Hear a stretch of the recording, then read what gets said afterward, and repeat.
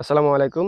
গবাদি পশুটাকে কিভাবে আমি ধোয়াচ্ছি আমি এটা দেখাবো এবং শীতকালে কিভাবে গবাদি পশুর পরিচর্যা করতে হয় বা সেই হিসাবে মানে সে মোতাবেক আমি কথা বলবো। আপনারা অবশ্যই ভিডিওটি দেখবেন। আর যারা লাইক কমেন্ট করেনি, সাবস্ক্রাইব করেনি তারা তাড়াতাড়ি সাবস্ক্রাইব করে পাশে থাকুন। এবং আমি যেটা শীতকালে গবাদি পশু ধোয়ার যেটা আমি পদ্ধতি বা নিয়ম বলবো।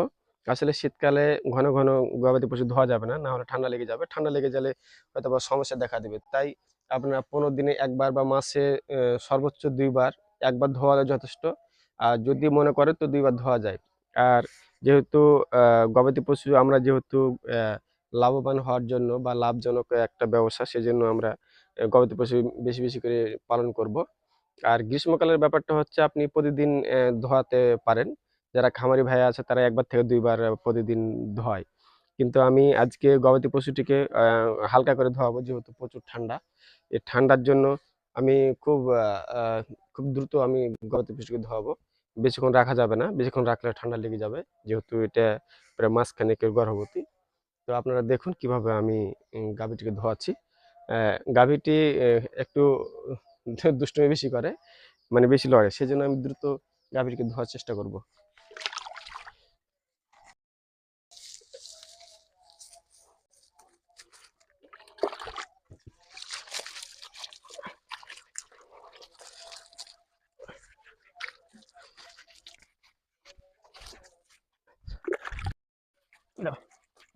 আমি পানিটিকে হালকা গরম করেছি যাতে ঠান্ডা না লাগে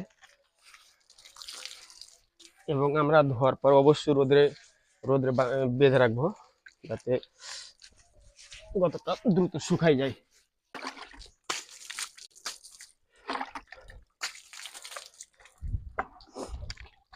গরুটাকে ধোয়ার পর এভাবে মুছে দিবেন তাহলে দ্রুত শুকাই যাবে।